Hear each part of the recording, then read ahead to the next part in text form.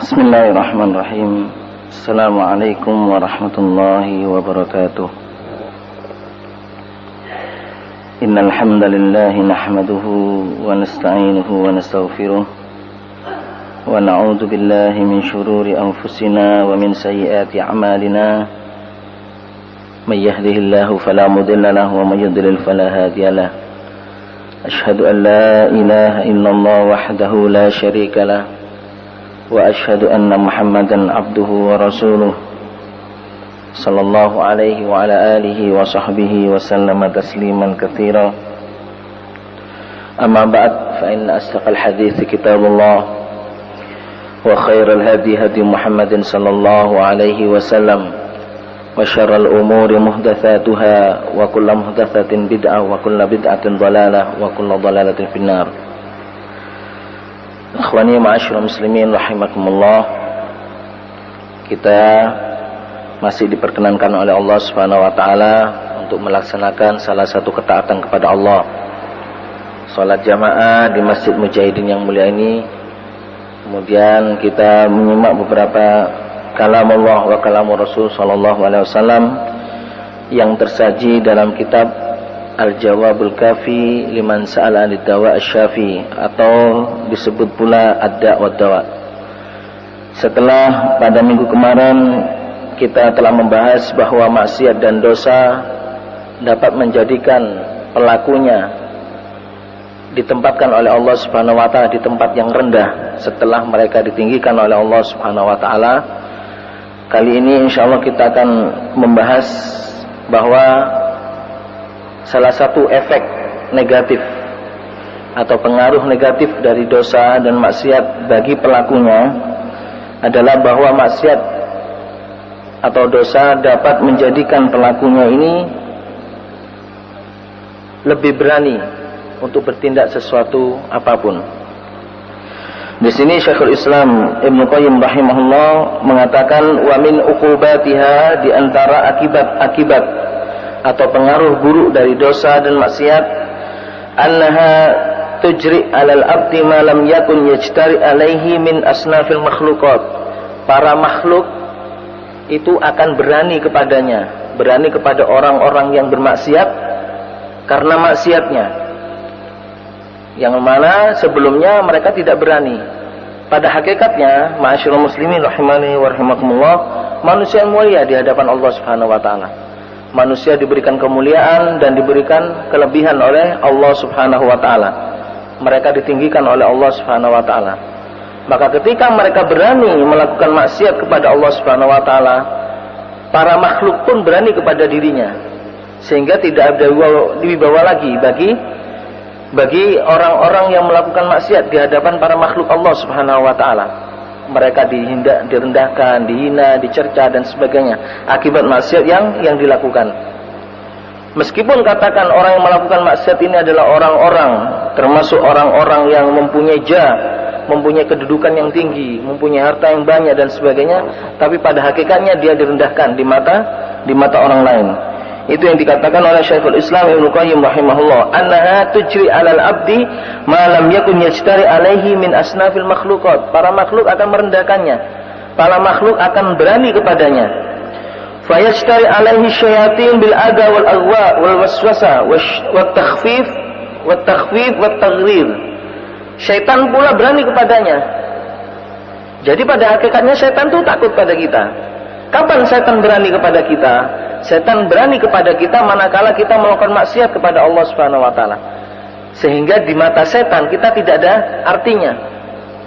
Kita disesatkan, kita digoda, dibisiki, kemudian diberikan rasa ketakutan yang dalam oleh setan. Ini akibat maksiat dan dosa yang dilakukan oleh seseorang. Bahkan tidak sedikit setan memberikan ancaman-ancaman yang berupa apa? Yang berupa kesakitan kepada orang yang melakukan maksiat. Setan berani kepada orang yang melakukan maksiat, tapi tidak kepada orang-orang mukmin.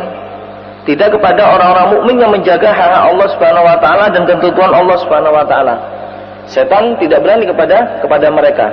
Karena memang Allah Subhanahu wa taala memberikan wibawa yang tinggi kepada orang-orang mukmin yang tidak bermaksiat kepada Allah Subhanahu wa taala. Kemudian wa insaihi ma maslahatu fi dzikrihi wa madarratu fi nisyanihi. Keberanian setan salah satunya adalah mereka memberikan lupa kepada orang-orang yang bermaksiat kepada Allah Subhanahu wa taala untuk berzikir kepada Allah. Jadi melupakan orang-orang untuk berzikir kepada Allah Subhanahu wa taala. Karena dia sudah berani kepada orang yang melakukan maksiat ini. Padahal zikir di sini adalah bermanfaat bagi seseorang. Ketika seseorang berzikir kepada Allah, ketika itu setan lari darinya. Ketika itu setan lari darinya, merasa takut. Lah ketika dia bermaksiat kepada Allah, maka setan berani untuk melupakan dia dari zikir kepada Allah Subhanahu wa taala, sehingga akibatnya dia akan dalam kumpulan bahaya atau dalam kumpulan setan. Fatashtari alaihi syayatin hatta ta'uzzuhu ila ma'siyatillahi azza.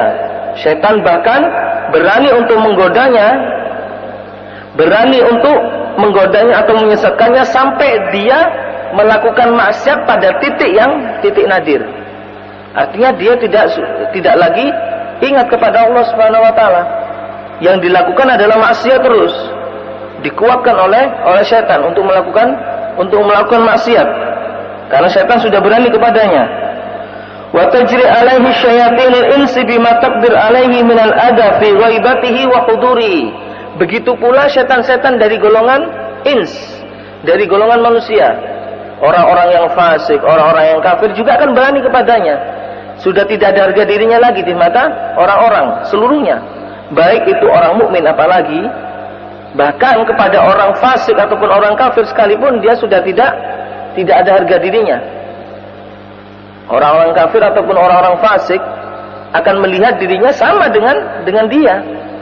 Orang-orang yang melakukan maksiat kepada Allah Subhanahu wa taala. Bagaimana dia akan sungkan? Bagaimana dia akan berwibawa di mata orang-orang seperti ini kalau dia berani bermaksiat kepada Allah Subhanahu wa taala? Maka akibatnya orang-orang kafir ataupun orang fasik tidaklah diam diri ketika mereka melakukan maksiat. Bahkan mereka kadang-kadang sering menyakiti orang-orang yang bermaksiat kepada Allah Subhanahu wa taala. Ini sebagai akibat buruk, ya, efek buruk dari orang-orang yang bermaksiat. Ya. Orang yang bermaksiat yang kami katakan di sini adalah orang-orang yang beriman kepada Allah Subhanahu wa taala. Karena maksiatnya dia akhirnya direndahkan di mata orang lain. Wa tajri alaihi ahluhu wa khadamuhu wa auladuhu wa jiranuhu hatta al-hayawan al-bahim. Begitu pula orang-orang di sekitarnya, baik itu dari kalangan keluarganya, pembantu-pembantunya, anak-anaknya, bahkan tetangga-tetangganya, semuanya merendahkannya, semuanya menghinakannya, berani kepada dirinya. Ya, jadi keluarga-keluarga juga berani kepada dirinya. Makanya sebagai introspeksi, nah ini ada satu ungkapan Pak dari ulama salaf sebagai introspeksi bagi kita, bahwasanya kita ini termasuk orang taat kepada Allah atau orang bermaksiat kepada Allah. Bagaimana introspeksinya? Kita introspeksi orang-orang sekeliling kita. Kita introspeksi keluarga kita, bahkan kita introspeksi hewan kita yang kita tunggangi. Apakah dia berani kepada kita? Kalau dia atau kalau mereka itu berani kepada kita, ketahuilah bahwa kita ini termasuk orang yang bermaksiat kepada Allah Subhanahu wa taala. Maka sesegera mungkin kita bertaubat kepada Allah Subhanahu wa taala. Makanya dikatakan oleh para ulama salaf, anni la'asillah, sesungguhnya aku bermaksiat kepada Allah. Fa'arifu dzalika fi khuluqi imraati wa dabbati. Aku tahu bahwasanya aku bermaksiat kepada Allah itu dari apa? Dari akhlaknya atau dari perilaku orang-orang sekelilingku, baik itu dari istriku atau keluargaku, bahkan dari hewan yang aku tunggangi. Jadi perilaku mereka itu menunjukkan bahwasanya aku itu bermaksiat kepada Allah Subhanahu wa taala. Artinya kalau mereka berani, ya, kalau mereka berani kepada kita, maka ketahuilah kita telah bermaksiat kepada Allah Subhanahu wa taala. Karena di mata mereka, bahkan di mata hewan pun, kita itu tidak ada artinya manakala kita bermaksiat kepada Allah Subhanahu wa taala. Makanya di dalam sebuah hadis yang sahih pernah disebutkan bahwasanya Allah Subhanahu wa taala mempunyai hudud, mempunyai batasan-batasan. Fala tudayyi'uha, janganlah kita melampaui batasan-batasan Allah Subhanahu wa taala. Batasan-batasan Allah Subhanahu wa taala kalau kita lampaui, maka akibatnya seperti ini. Orang-orang akan merendahkan kita, orang-orang akan meremehkan kita, bahkan tidak sedikit dari mereka yang akan berani kepada kita. Karena kita telah berani kepada Allah Subhanahu wa taala. Wa kadzalika tajri alaihi awliyaul amr bil uqubah allati addalu fiha wa aqamu 'alaiha al hudud. Begitu pula para waliul amr, para pemimpin-pemimpin kita. Kalau kita bermaksiat kepada Allah Subhanahu wa taala, para pemimpin kita tidak segan-segan untuk berani kepada kita, bahkan melancarkan kepada kita satu hukuman. Bahkan kita salah sedikit saja di mata mereka melancarkan hukuman yang berat, hudud yang berat. Ini sebagai efek dari kita bermaksiat kepada Allah Subhanahu wa taala. Kalau kita kaji lagi, ma'asyiral muslimin rahimani wa rahimakumullah, bagaimana kehidupan para salafus saleh ridwanullah alaihim. Mereka mempunyai wibawa yang tinggi, ya. Bukan hanya di mata manusia, bahkan di mata para pemimpin mereka mempunyai wibawa yang tinggi. Al-Imam Asy-Syafi'i, coba kita lihat, dengan umur yang sebelia itu, beliau sudah menjadi imam dan dihormati oleh masyarakat sekitar itu, bahkan dihormati oleh pemimpin ketika itu. Kita lihat pemuka-pemuka Islam, mereka dihormati karena ilmunya, karena ketawaduannya, karena ketaatannya kepada Allah Subhanahu wa taala. Begitu pula ketika mereka bermaksiat kepada Allah Subhanahu wa taala, bagaimana hukumah? Bagaimana pemerintah akan berani kepada mereka? Orang-orang Khawarij, ya, ini sebagai contohnya. Orang-orang Khawarij yang bermaksiat kepada Allah Subhanahu wa taala, yang sering mengkafirkan orang-orang muslim. Bagaimana efeknya? Orang-orang muslim berani pada mereka, sehingga mereka berusaha untuk membunuh orang-orang Khawarij. Bahkan ada perintah Rasulullah SAW untuk membunuh mereka. Bahkan pemimpin pun, ya, ikut andil dalam membunuh mereka.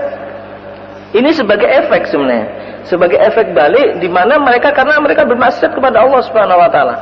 Kalaupun mereka menjadi orang yang taat kepada Allah Subhanahu wa taala, menjaga aturan, menjaga hudud, menjaga hak Allah Subhanahu wa taala, tidaklah mungkin mereka akan berbuat berani seperti itu kepada orang-orang yang melakukan ketaatan kepada Allah Subhanahu wa taala. Ini adalah salah satu yang harus dimaklumi, maklumun minad dini bid-darurah. Ini harus dimaklumi di dalam masalah agama ini. Jadi jangan disalahkan ketika orang-orang berani kepada kita. Makanya kita harus introspeksi kepada diri kita. Kenapa orang ini berani kepada kita? Bahkan orang terdekat kita, kalau dia berani kepada kita, kita harus introspeksi kepada diri kita sendiri. Kenapa diri kita ini? Apakah kita telah bermaksiat kepada Allah Subhanahu wa taala? Maka sesegera mungkin kita bertaubat kepada Allah Subhanahu wa taala. Wa tajri alaihi nafsuhu fatasta'sid alaihi wa tas'ub alaihi. Jiwa kita pun akan berani kepada diri kita kalau kita bermaksiat kepada Allah Subhanahu wa taala. Maka jiwa kita ini merasa buas. Jiwa kita merasa buas, merasa seperti singa yang sedang menerkam kalau kita bermaksiat kepada Allah Subhanahu wa taala. Falau arada li khairin lam tutawwi'hu wa lam tanfut alaihi. Ini aplikasi dari jiwa yang berontak, yang berani kepada orang yang bermaksiat kepada Allah. Ketika jiwa ini ingin melakukan kebaikan, maka jiwa ini menolaknya. Ini sudah salah satu sikap beraninya jiwa kepada orang-orang atau kepada orang-orang yang bermaksiat kepada Allah Subhanahu wa taala. Bal tasuqu ila ma fihi halaku. Sebaliknya, jiwa ini akan senantiasa menggiring orang yang bermaksiat ini untuk terus bermaksiat kepada Allah Subhanahu wa taala. Kalau diarahkan kepada kebaikan, mereka enggan. Mereka tidak mau mentaati. Bahkan mereka senantiasa menggiring orang yang melakukan maksiat ini untuk melakukan maksiat yang lebih dari itu. Ini yang dinamakan an-nafsul ammarah bisu. Nafsu yang senantiasa mendorong manusia untuk melakukan keburukan. Kalau seseorang sudah mempunyai nafsu seperti ini, ma'asyiral muslimin, sulit untuk dikendalikan. kalau tidak dia betul-betul bertaubat kepada Allah Subhanahu wa taala dengan taubatan nasuha, dia akan sulit untuk mengendalikan hawa nafsunya. Sulit mengendalikan nafsu yang ada di dalam dirinya, karena nafsu ini mempunyai tabiat mempunyai tabiat yang selalu mendorong manusia ini ke arah keburukan yang tidak diridhai oleh Allah Subhanahu wa taala. Lain dengan orang yang mempunyai nafsul mutmainnah. Ini kebalikannya 180 derajat. Nafsul mutmainnah ini adalah nafsu yang tenang. Yang tenang dengan ketaatan kepada Allah Subhanahu wa taala. Bahkan nafsunya ini, jiwanya ini akan mendorong manusia itu untuk terus taat kepada Allah Subhanahu wa taala. Nah, maka dari itu, ma'asyiral muslimin rahimani wa rahimakumullah, kita introspeksi dari sini juga, ya. Ketika kita juga introspeksi dari orang-orang sekeliling kita, kita juga introspeksi dari jiwa kita. Kalau jiwa kita ini, ya, kok sering mendorong kita itu untuk melakukan suatu kemaksiatan. Kok enak ketika kita melakukan kemaksiatan. Ada dorongan dari batin kita, jiwa kita untuk melakukan kemaksiatan. Maka introspeksilah, ada apa di dalam diri kita. Mungkin kita telah bermaksiat kepada Allah Subhanahu wa taala, sehingga perlu kiranya kita bertaubat kepada Allah Subhanahu wa taala.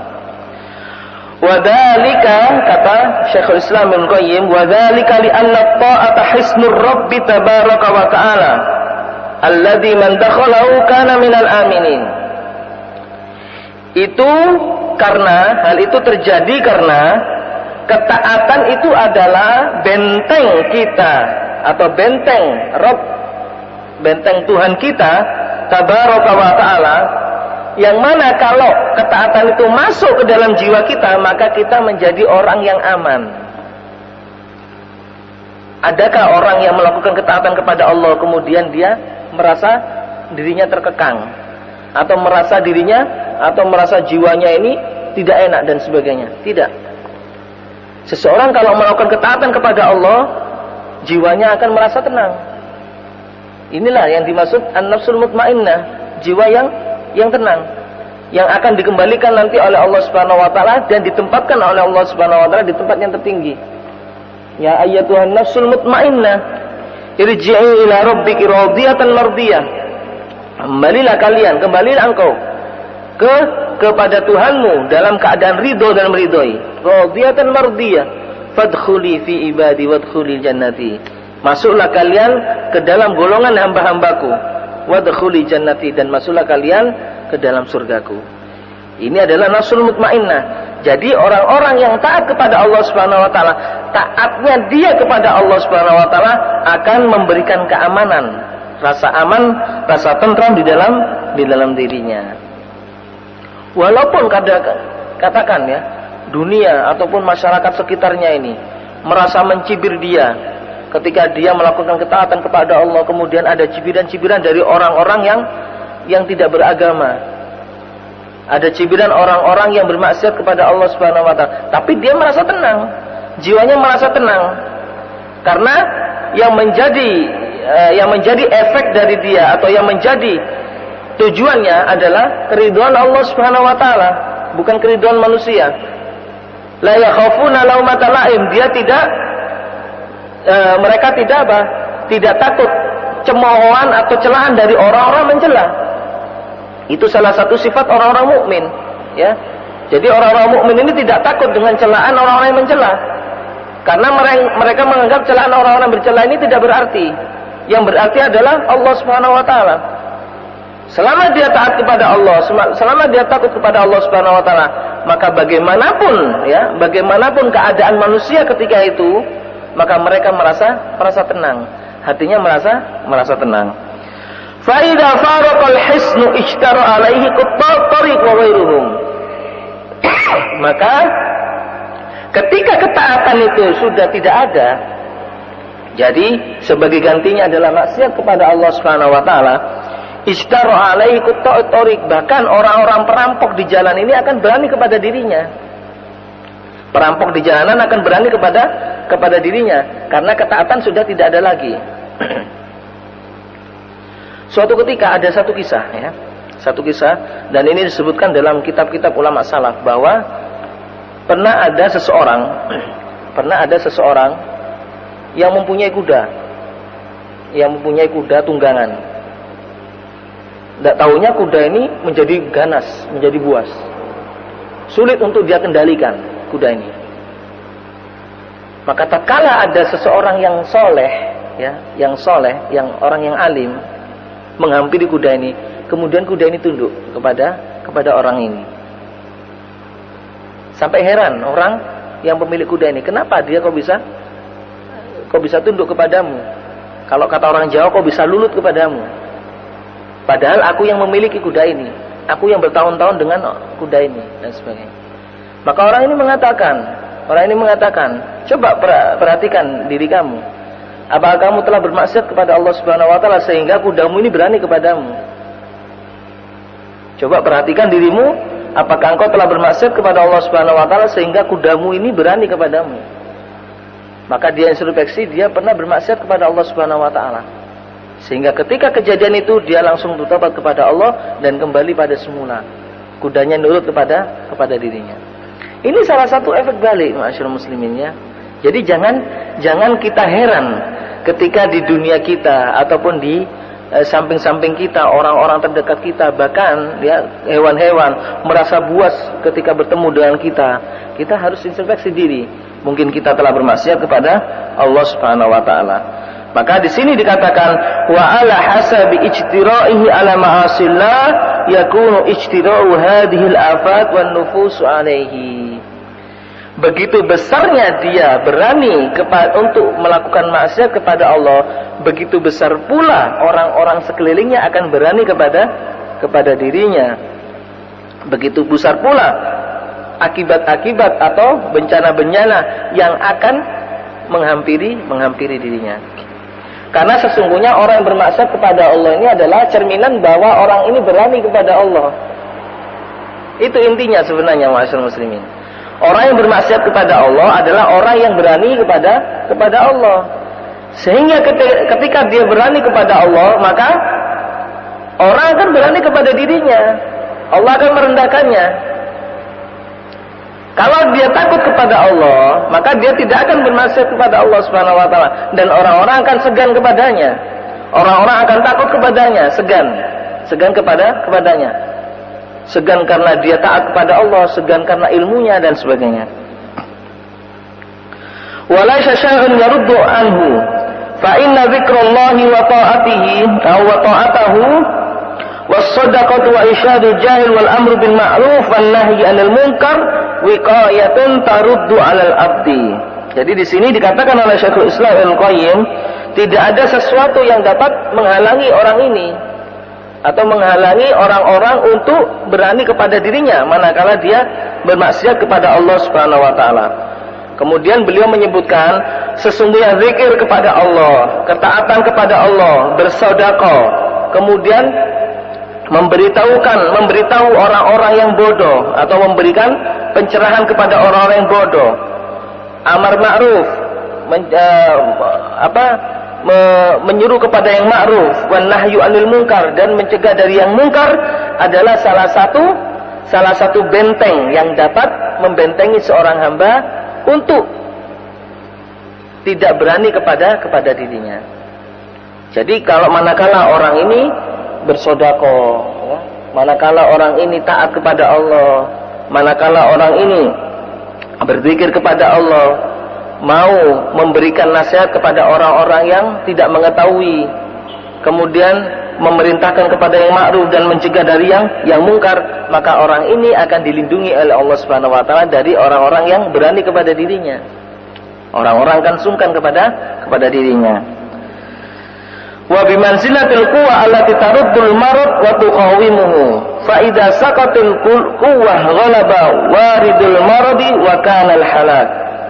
Maka manakala seseorang ini kuat di dalam hal ini untuk amar ma'ruf nahi mungkar, untuk melakukan ketaatan kepada Allah, untuk zikir kepada Allah Subhanahu wa taala, maka penyakit-penyakitnya ini akan hilang. Yaitu penyakit maksiat. Makanya dikatakan maksiat itu adalah penyakit. Karena ini yang dapat menyakiti seseorang. Seseorang yang melakukan maksiat ini adalah orang yang sakit. Ya, orang yang sakit. Perlunya dia dikarantina. Kalau sakitnya terlalu kronis, dia telah harus di karantina sebelum dia bertobat kepada Allah Subhanahu wa taala. Fa inna mujibatis sayyi'at wal hasanat tadafi yakunul hukm lil ghalib kama taqaddam. Nah, ini dikatakan oleh Syekhul Islam Ibnu Qayyim. Di dalam kehidupan kita itu terdapat dua hal. As-sayyi'at wal hasanat. Ada keburukan, ada kebaikan. Ada keburukan, ada kebaikan. Seseorang itu kehidupannya di antara dua hal ini. Maka kata Syekhul Islam Ibnu Qayyim Al-Jauziyah, di mana di antara kedua hal ini yang lebih besar, ya, yang lebih banyak yang dia lakukan, maka dia akan cenderung kepadanya. Maka dia cenderung kepadanya. Kita tidak menafikan, masyaallah muslimin, bahwasanya kita ini adalah manusia. Iya, kita manusia. Kita salah dan kita dosa. Kita bersalah dan kita berdosa. Dan ketika kita berdosa kepada Allah Subhanahu wa taala, kemudian kita menutupi dosa tersebut dengan upaya kita bertobat kepada Allah Subhanahu wa taala dan sebagainya, maka kita yang awalnya kita ini masuk ke golongan sayyiat, melakukan dosa kepada Allah Subhanahu wa taala, dengan tobat kita maka kita akan tergolong kepada al-hasanat, yaitu melakukan kebajikan-kebajikan. Maka inilah patokannya seorang muslim, ya. Seorang muslim ini patokannya. Ketika dia melakukan hasanat yang banyak, maka otomatis dia sayyiat ini akan terkurangi, akan semakin jauh dari dirinya. Begitu pula kalau dia lebih cenderung kepada sayyiat, kepada keburukan, naudzubillah min dzalik, maka kebaikan ini akan semakin jauh dari dirinya. Wa hasabi dzalika yadfa'u wa yakunu al-hukm lil ghalib kama taqaddam. Maka dikatakan oleh Syekhul Islam Ibnu Qayyim, sebesar dia kedekatan dia kepada dua hal ini, sebesar itu pula, ya, keberanian seseorang kepadanya. Maka ketika dia mendekat kepada hasanat terlampau jauh, ya, ketika dia mendekat kepada kebaikan-kebaikan terlampau jauh, maka seseorang akan segan kepadanya. Semakin segan, semakin segan kepadanya. Sebaliknya, kalau seseorang ini melakukan sayyiat, melakukan dosa-dosa yang semakin jauh pula, semakin banyak pula, maka orang akan semakin berani kepada dirinya. Begitulah, ya, sunnatullah yang terjadi di dalam dunia ini bagi orang-orang yang bermaksiat kepada Allah Subhanahu wa taala. Maka dari itu ma'asyiral muslimin rahimani wa rahimakumullah, sesungguhnya orang-orang beriman, ya, yang menjadi pembela bagi orang-orang beriman itu adalah amalnya, amal soleh kepada Allah Subhanahu wa taala. Ketika dia beramal soleh kepada Allah Subhanahu wa taala disertai dengan iman kepada Allah Subhanahu wa taala, iman dan amal solehnya ini yang akan membelanya. Iman dan amal solehnya ini yang menjadikan dia mulia di hadapan para manusia. Iman dan amal solehnya ini yang menjadikan orang-orang segan kepada dirinya. Wallahu taala a'lam. Baik, sebelum kita lanjutkan, mungkin ada pertanyaan dari bab ini, silakan. Mungkin ada pertanyaan dari bab bahwasanya maksiat dan dosa dapat menyebabkan seseorang itu berani kepada orang yang melakukan maksiat dan dosa tersebut. Mungkin ada yang tanya? Kalau tidak ada, kita akan lanjutkan faslun, pasal yang baru. Wa min uqubatiha, di antara pengaruh buruk, ya, efek buruk yang ditimbulkan dari dosa dan maksiat, annaha takhunul abda ahwaja ma yakunu ila nafsihi. Sesungguhnya dosa dan maksiat itu dapat mengkhianati seorang hamba untuk meraih sesuatu yang dia butuhkan, untuk meraih sesuatu yang paling dia butuhkan untuk dirinya. Apa yang paling dia butuhkan untuk dirinya ini ditipu atau dikelabui atau ditakhunuhu, dikhianati oleh dosa dan maksiat tersebut. Bagaimana ini? Kok bisa terjadi seperti ini, ma'asyiral muslimin? Kalau kita lihat, ma'asyiral muslimin, dosa dan maksiat, ya, ini salah satu tabiat. Sebenarnya Syekhul Islam Ibnu Qayyim di sini menjelaskan kepada kita itu beberapa tabiat dari dosa, tabiat dosa dan maksiat, ya. Salah satu tabiatnya, kalau orang melakukan dosa dan maksiat kepada Allah Subhanahu wa taala, maka sebenarnya orang ini diberi kebaikan oleh Allah Subhanahu wa taala. Pada dasarnya seseorang ini diberi kebaikan oleh Allah Subhanahu wa taala. Orang yang dilahirkan dari rahim ibunya, apakah Allah Subhanahu wa taala kemudian menyesatkannya? Tidak. Diberi fitrah oleh Allah Subhanahu wa taala. Fitrahnya itu ya berupa tauhid. pengakuan dia kepada Allah Subhanahu wa taala bahwasanya Allah Subhanahu wa taala itu adalah Tuhan yang patut disembah. Ini fitrah dia aslinya. Makanya Rasulullah SAW pernah mengatakan, kullu mauludin illa wa yuladu alal fitrah. Setiap orang yang dilahirkan itu akan dilahirkan dalam keadaan fitrah, dalam keadaan suci. Fa abawahu yuhawidani aw yunasirani aw yumajjisani. Maka orang tuanya lah yang akan menjadikannya dia Majusi, Nasrani ataupun Yahudi. Ini pada awalnya. Ketika mereka bermaksiat kepada Allah Subhanahu wa taala, maka maksiat ini akan apa?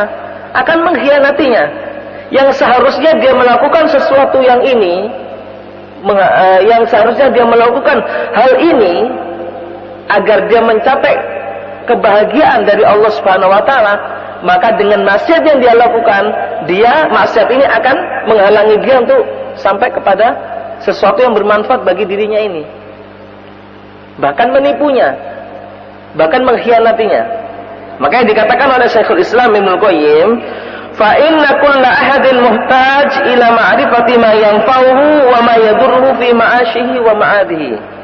Pada hakikatnya seluruh manusia ini merasa butuh untuk mengetahui apa yang bermanfaat bagi dirinya dan apa yang berbahaya bagi dirinya, baik itu di dalam penghidupannya di dunia ataupun baik untuk penghidupannya ketika dia di akhirat. Kita merasa butuh dalam hal ini. Kalau dalam kata lain, kita tuh butuh ilmu. Butuh ilmu apa-apa yang bermanfaat bagi diri kita untuk kita aplikasikan di dunia ataupun kita mendapatkan efeknya di akhirat. Dan butuh ilmu apa-apa saja yang membahayakan bagi diri kita, baik itu di dunia ataupun di akhirat. Wa alamun nasi wa arabahum bidzalika ala tafsil wa aqwahu wa aksabuhu man qawiya ala nafsihi wa iradatihi. Dikatakan oleh Syekhul Islam, orang yang paling mengetahui, orang yang paling mengetahui alat tafsil dengan rincian, rincian apa yang bermanfaat bagi dirinya dan apa yang tidak bermanfaat bagi dirinya atau membahayakan bagi dirinya adalah orang-orang yang kuat di dalam hatinya, yang punya hati yang kuat dan mempunyai kemauan yang kuat. Kemudian kita bertanya, loh, apa kemudian hubungannya dengan maksiat? Apa hubungannya dengan maksiat? Ilmu ini apa hubungannya dengan maksiat?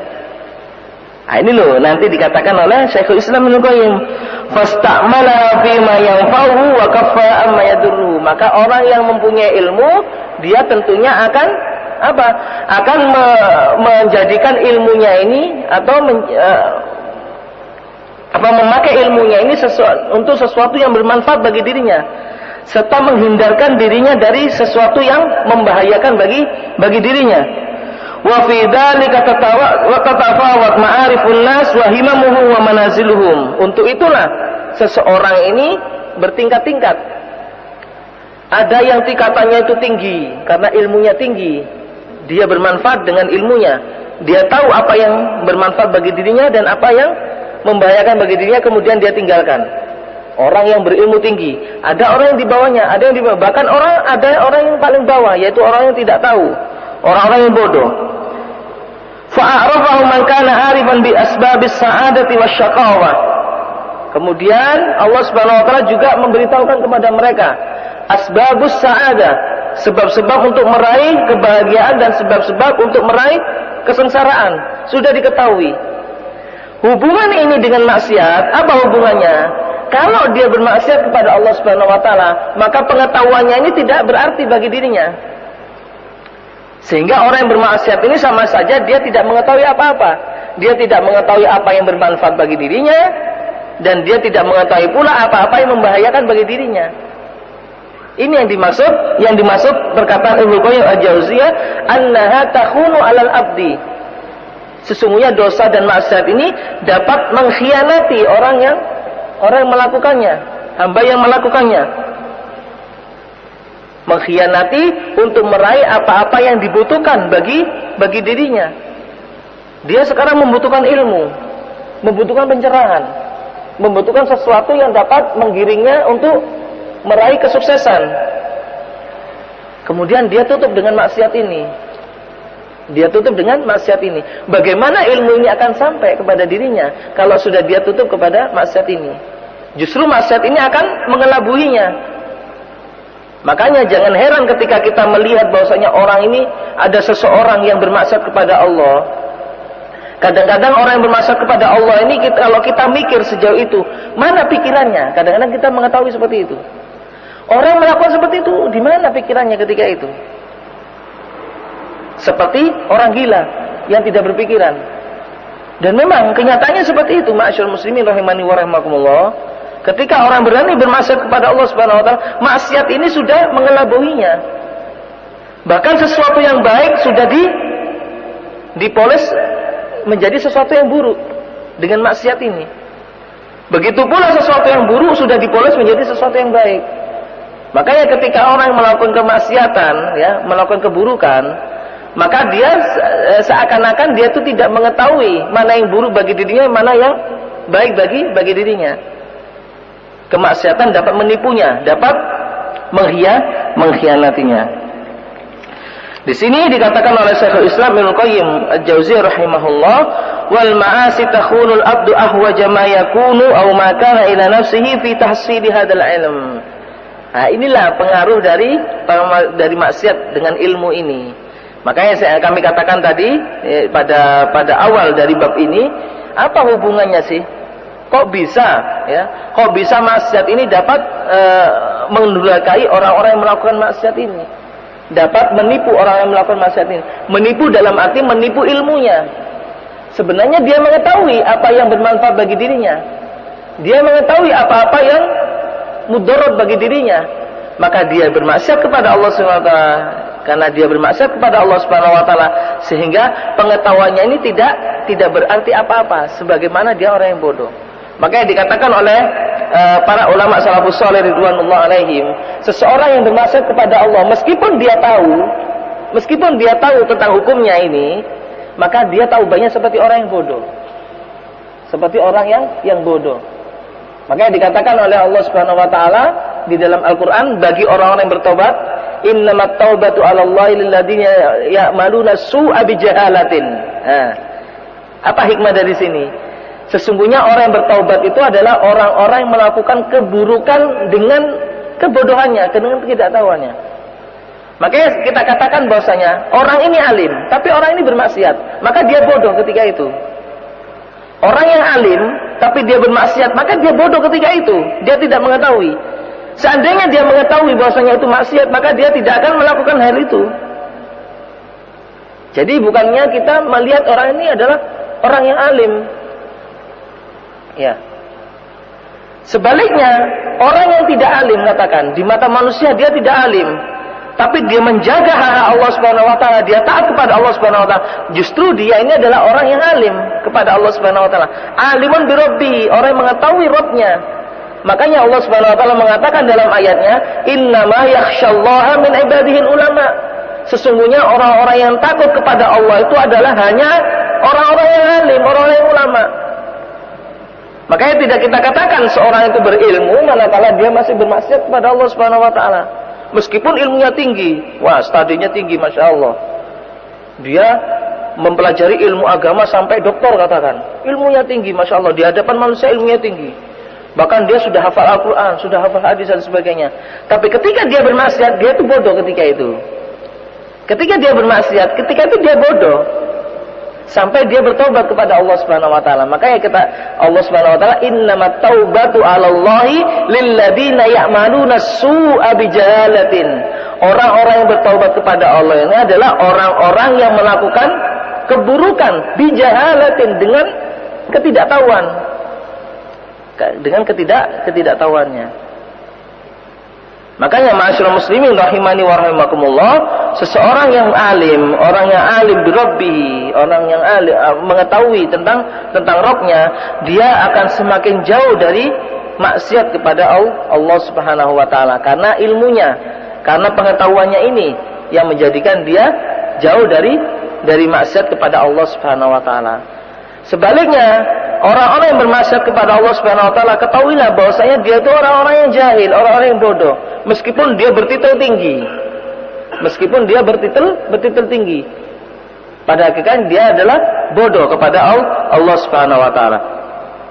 Dikatakan oleh Syekhul Islam di sini, wa itharul haddil asyrafil a'la ad-daim 'ala al-haddil hasis al-adna al-munqati fatahjubuhu ad-dunub an kamali hadzal ilm. Ini pengaruh dari dosa, ya. Jadi dikatakan oleh Syekhul Islam di sini adalah orang yang berdosa, bermaksiat kepada Allah Subhanahu wa taala, dia akan menjadikan keuntungan-keuntungan yang rendah itu lebih diprioritaskan, lebih diutamakan daripada keuntungan-keuntungan yang banyak, yang daim, yang sempurna, kemudian yang selamanya. Keuntungan duniawi dia kejar, tapi keuntungan ukhrawi yang mana hal ini adalah kekal, dia tinggalkan. Dia mendahulukan keuntungan duniawi. Ini adalah gambaran orang-orang yang bermaksiat kepada Allah Subhanahu wa taala. Gambaran bahwasanya maksiat itu dapat menipu seseorang ini. Gambaran bahwasanya maksiat ini dapat apa? Mengkhianati seseorang ini. Sehingga pandangannya keliru.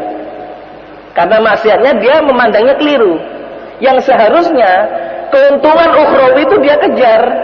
Tapi sebaliknya, dia mendahulukan kepentingan duniawi daripada kepentingan ukhrawi. Sudah dibalik oleh maksiat ini.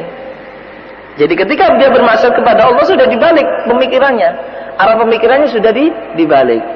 Makanya kalau kita melihat orang ya selalu berupaya untuk mencari kehidupan duniawi ya, bahkan mencari kehidupan duniawi dengan segala cara, katakannya, dengan segala cara, tidak tahu halal dan haram dan sebagainya.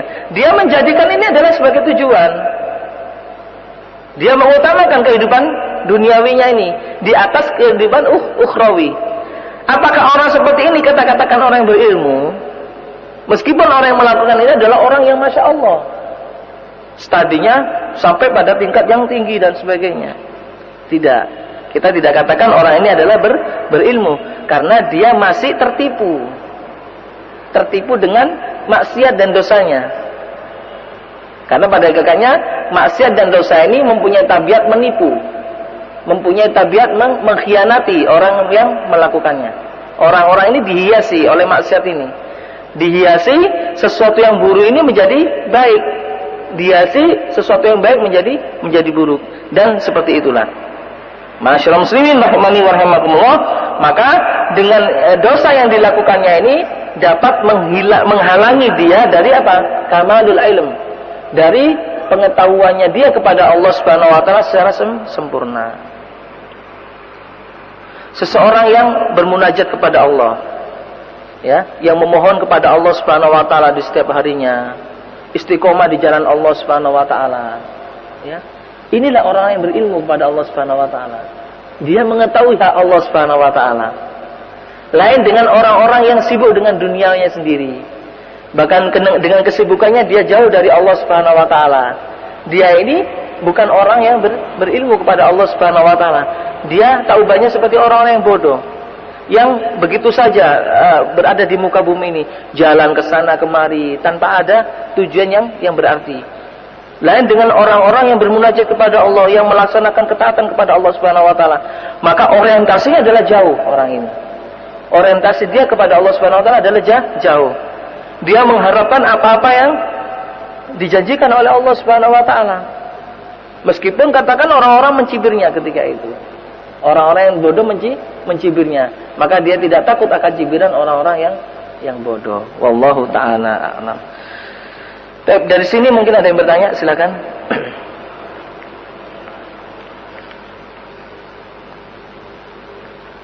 Ya, silakan.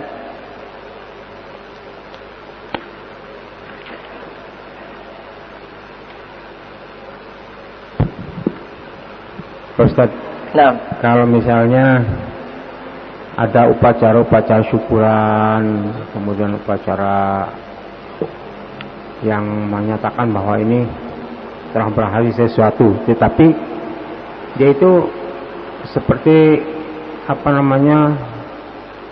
membuat sesajen dan lain sebagainya, apa itu termasuk juga maksiat? Bismillah walhamdulillah wassalatu wassalamu ala rasulillah wa ala alihi wa sahbihi wa wala.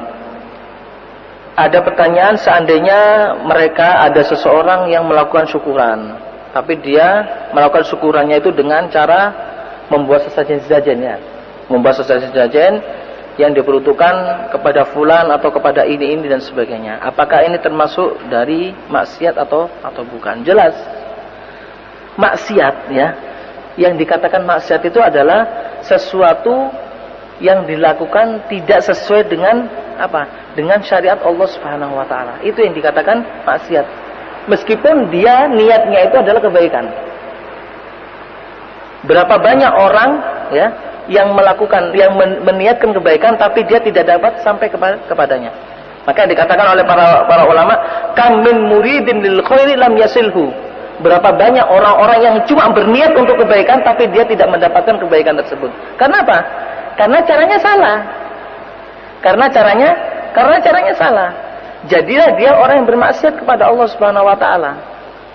Maka bagaimana orang tersebut akan diberkahi oleh Allah?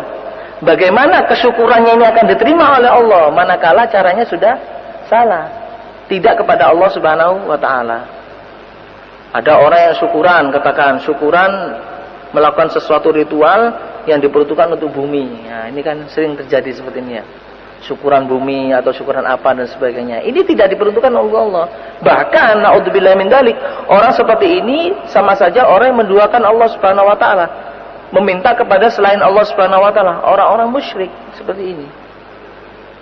Maka orang-orang musyrik ini adalah orang-orang yang asyaddu maksiatan kepada Allah Subhanahu wa taala, orang yang paling kerasnya maksiat kepada Allah Subhanahu wa taala. Maksiat yang tidak dapat diampuni oleh Allah Subhanahu wa taala, yaitu kemusyrikan. Innasyirka la zulmul azim, kata Allah Subhanahu wa taala. Sesungguhnya kesyirikan ini adalah kezaliman yang besar.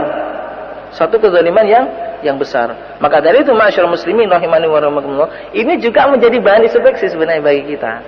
Kalau seumpama kita mengadakan syukuran yang seharusnya dengan syukur ini kita ditambah nikmat kita oleh Allah Subhanahu wa taala, tapi kenapa kita tidak malah ditambah oleh Allah, malah tambah disesatkan oleh Allah? Maka kita menjadi introspeksi bagi diri kita. Oh, ternyata syukuran yang kita lakukan ini tidak sesuai dengan syariat Allah. Tidak sesuai dengan syariat Allah. Seharusnya orang yang bersyukur kepada Allah, sebagai efeknya apa? Dia akan ditambah nikmatnya oleh Allah. Kalau dia tidak merasa ditambah nikmatnya oleh Allah Subhanahu wa taala, apakah kesyukurannya diterima oleh Allah Subhanahu wa taala? Nah, ini perlu ditanyakan pada diri kita sendiri, ya. Menjadi bahan introspeksi bagi kita. Makanya orang-orang yang bersyukur kepada Allah Subhanahu wa taala, dikatakan oleh para ulama, bersyukur kepada Allah Subhanahu wa taala, dialah adalah orang-orang yang taat kepada Allah Subhanahu wa taala. Karena pada hakikatnya syukur itu adalah meletakkan ketaatan kepada Allah Subhanahu wa taala pada porsinya, pada tempatnya. Orang yang sholat 5 waktu itu adalah orang yang bersyukur. Ini salah satu contohnya ya. Orang yang sholat kepada Allah Subhanahu wa taala 5 waktu, menjaga sholatnya ya, 5 waktu, tidak terlambat ya. Kemudian dia menjaganya dengan sholat jamaah di masjid dan sebagainya. Ini orang yang bersyukur. Jadi hakikatnya syukur itu adalah orang yang taat kepada Allah Subhanahu wa taala. Nah, ketika dia melakukan syukur seperti itu, maka Allah Subhanahu wa taala akan menambah nikmatnya. La in syakartum la azidannakum wa la in kafartum inna azabi lasyadid. Sebaliknya orang yang kufur, maka dia akan diancam oleh Allah Subhanahu wa taala dengan adab yang pedih. Orang yang sehat, ya, orang yang sehat, kita diberi kesehatan oleh Allah Subhanahu wa taala. Kemudian kita masukkan penyakit dalam diri kita. Ini sebagai contoh, katakan contoh kecil. Rokok, sebuah rokok. Kita diberi kesehatan oleh Allah, Masya Allah ya. Kemudian kita merokok. Kita tahu bahwa rokok ini adalah sesuatu yang mengandung penyakit. Kita berani merokok, katakan. Ini kami katakan sebagai contoh. Memasukkan penyakit bagi dirinya. Manakala ketika kita disakitkan oleh Allah Subhanahu, diberi penyakit oleh Allah Subhanahu wa taala dengan sebab rokok yang kita hisap ini, apakah kita mengatakan ketika itu kita telah bersyukur kepada Allah Subhanahu wa taala? Tidak ada yang mengatakan kita telah bersyukur kepada Allah Subhanahu wa taala. Bahkan sebaliknya kita dianggap orang yang kufur kepada Allah Subhanahu wa taala karena tidak menempatkan nikmat yang sesungguhnya dari Allah Subhanahu wa taala pada tempatnya. Yang seharusnya kita jaga kenikmatan kesehatan ini, malah kita rusak sendiri. Nah, seperti itu contohnya masyaallah muslimin. Jadi sesungguhnya syukur kepada Allah Subhanahu wa taala itu adalah ketaatan kepada Allah Subhanahu wa taala. Maka ketika dia melakukan sholat 5 waktu katakan, kemudian dia melakukan ketaatan-ketaatan yang lainnya kepada Allah Subhanahu wa taala, berarti dia telah bersyukur kepada Allah Subhanahu wa taala yang memberikan nikmat kepada dirinya, yaitu nikmat berupa Islam dan iman, sehingga dia istiqomah di jalannya. Dengan keistiqomahnya dia melakukan sesuatu yang diperintahkan oleh Allah dan meninggalkan sesuatu yang dilarang oleh Allah Subhanahu wa taala. Wallahu taala a'lam. Mungkin ada yang lainnya?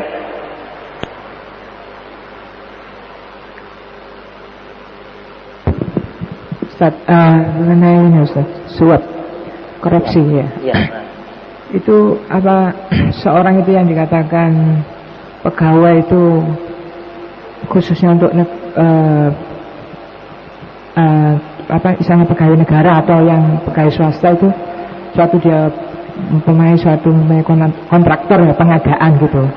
Setelah itu sudah jelas, akhir di ujungnya sudah selesai, terus oke lah itu pas transaksinya itu di rumah dia mengatakan ini hadiah untukmu, apa itu dibolehkan Ustaz?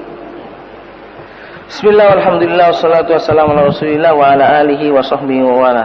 Ini permasalahan korupsi ya, suap menyuap ya. Kita juga harus pandai dalam hal ini menyikapi antara hadiah ya, hadiah pemberian, yang dimaksud hadiah ini adalah pemberian, dengan suap ya, dengan suap. Sebenarnya ada karangan ulama yang menyebutkan di sini. Kami pernah membaca satu kitab ya yang berkenaan dengan itu, artinya perbedaan antara hadiah dengan suap. Sebenarnya perbedaan yang mendasar antara kedua hal ini adalah simpel ya, sederhana. Salah satu perbedaannya adalah manakala seseorang itu memberikan hadiah kepada kita atas hal yang kita lakukan kepadanya, yang telah menjadi tugas kita kepadanya, kemudian lantas dia memberikan hadiah, maka ketahuilah ini bukan hadiah, ini adalah suap. Contohnya, kita bekerja di dalam satu instansi katakan. Instansi ini bergerak dalam bidang apa katakan? Dalam bidang tulis menulis surat. Tulis menulis surat. Artinya dia melayani tulis menulis surat katakan.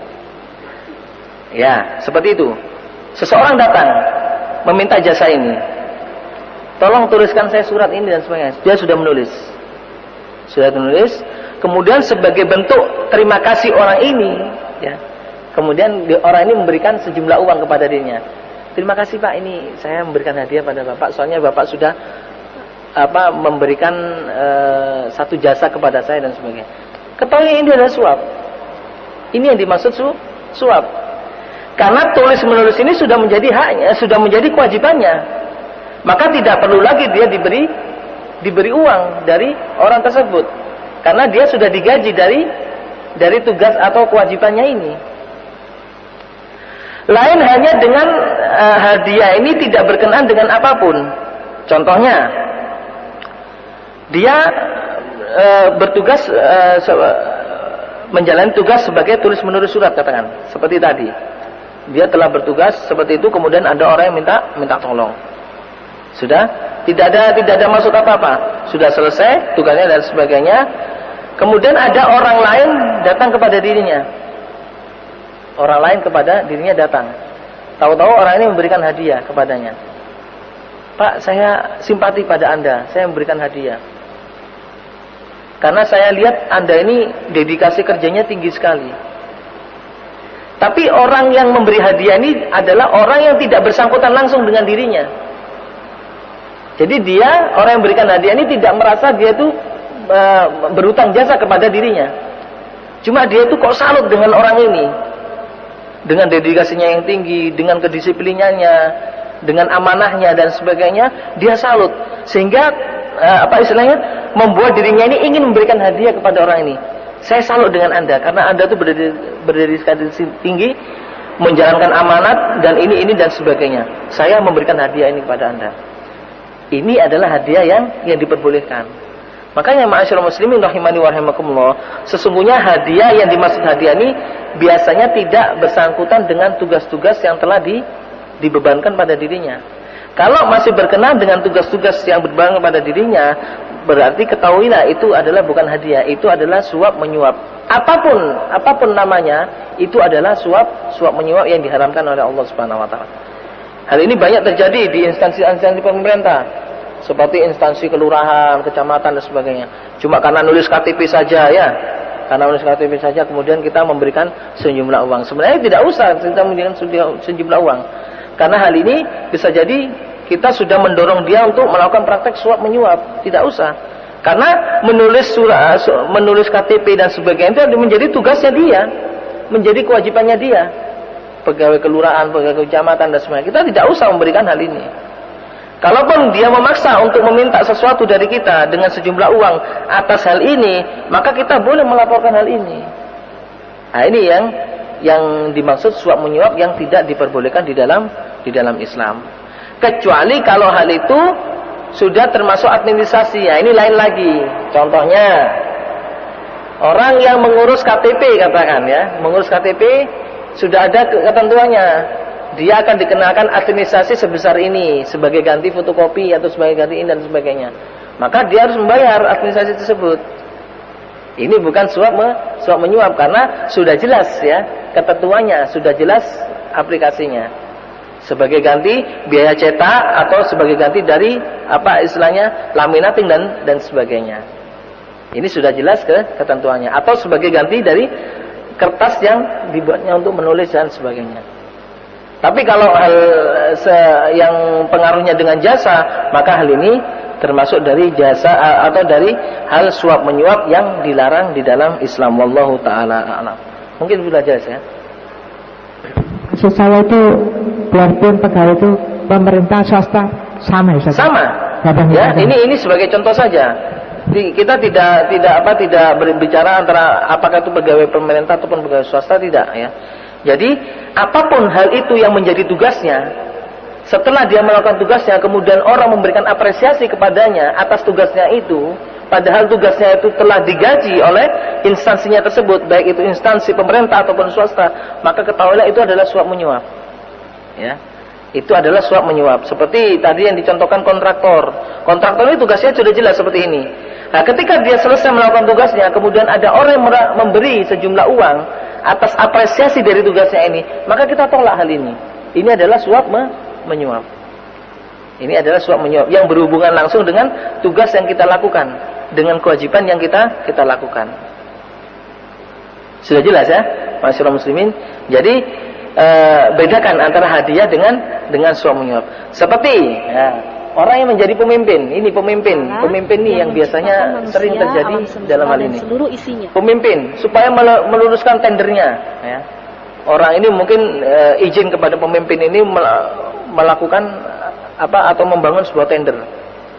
Demi melancarkan tendernya, maka pemimpin ini diberi sejumlah uang. Ini adalah juga suap menyuap supaya lancar akibatnya. Secara lancar nanti apa aja jalannya, mulus ya jalannya. Ini adalah juga suap menyuap. Makanya di dalam sebuah buku dikatakan bahwasanya sebaiknya seorang pemimpin tidak menerima pemberian apapun dari seseorang. Baik itu pemberian yang berhubungan langsung dengan tugasnya atau pemberian yang tidak berhubungan langsung dengan tugasnya, maka sebaiknya dia meninggalkan hal ini semua. Karena di sini sifatnya sudah syubhat. Bisa jadi orang memberi ini ada maunya. Katakan ada seseorang yang ujuk-ujuk memberikan hadiah kepada dirinya. Kita seorang pemimpin, ada seseorang yang ujuk-ujuk memberikan hadiah kepada dirinya. Pak, ini saya berikan ini dan sebagainya. Otomatis pada suatu saat lagi nanti ketika orang ini mempunyai hajat pada dirinya, maka pemimpin ini tidak enak untuk melakukan sesuai dengan apa yang telah menjadi ketentuannya, karena orang ini telah berjasa pada diri kita. Makanya kita tidak diperbolehkan selama kita menjadi pemimpin, maka kita tidak diperbolehkan menerima apapun ya pemberian dari bawahan kita, baik itu yang berhubungan dengan tugas kita langsung atau tidak berhubungan dengan tugas kita langsung, karena ini sudah berbuah syubhat. bagi diri kita, subhat di dalam pekerjaan kita. Wallahu taala a'lam. Ada yang lainnya? Iya. Satu lagi ya. Ini bukan pertanyaan, cuma pendapat saya menurut Ustaz benar atau enggak. Ketika doa itu Allahumma inni as'aluka ilmu nafi'an, ilmu yang bermanfaat, itu apa maksudnya? Keinginan kita memperoleh ilmu itu dan bisa melaksanakan, apakah itu ya, Pak? Iya. Tentunya ketika kita berdoa kepada Allah Subhanahu wa taala, Allahumma inni as'aluka ilman nafi'an wa rizqan thayyiban halalan nafi'an dan sebagainya, itu adalah keinginan agar kita melakukan ilmu tersebut sesuai dengan apa yang diperintahkan oleh Allah Subhanahu wa taala. Ilmu yang akan mengantarkan kita untuk sesuatu yang bermanfaat bagi kita, ilmu yang menghalangi kita untuk melakukan sesuatu yang membahayakan bagi diri kita. Seperti itu. Bukan hanya ilmu yang kita ketahui saja di otak kita, tidak. Jadi ilmu dengan aplikasinya, ilmu dengan amalannya. Orang yang berilmu itu adalah orang yang beramal, bukan hanya ilmu yang ada di dalam otak saja. Ya. Jangan salah paham kita mengatakan bahwasanya orang ini berilmu karena dia pintar otaknya dan sebagainya. Tidak. Orang yang berilmu itu adalah orang yang beramal. Makanya ilmu dan amal tidak bisa dipisahkan. Ilmu dan amal tidak bisa dipisahkan. Di dalam agama Islam, ilmu dan amal tidak bisa dipisahkan. Karena orang yang beramal itu adalah orang yang berilmu. Makanya Al-Imam Bukhari rahimahullah pernah meletakkan satu bab al-ilmu qabla al-ilmu qabla al-amal. Mengetahui dulu sebelum beramal. Karena ketika dia beramal, maka dia itu telah berilmu. Tidak mungkin dia melakukan sesuatu tanpa ilmu. Seperti itu. Begitu juga ketika orang berilmu, tidak mungkin kita katakan dia berilmu kalau tidak melakukan apa-apa. Mana kita tahu dia itu berilmu kalau dia tidak melakukan apa-apa. Kita mengetahui orang yang berilmu kalau dia itu telah beramal. Oh, dia ini berilmu. Berarti dia itu ilmunya tinggi karena dia menjaga hak Allah Subhanahu wa taala. Nah, seperti itu, wallahu taala a'lam. Sudah? Insyaallah kita lanjutkan pada pertemuan yang akan datang. Kita akhiri dengan membaca kafaratul majlis. Subhanakallahumma wa bihamdika asyhadu an la ilaha illa anta astaghfiruka wa atubu ilaik. Wassallallahu ala nabiyyina Muhammadin wa ala alihi wa sahbihi ajma'in. Wassalamu alaikum warahmatullahi wabarakatuh.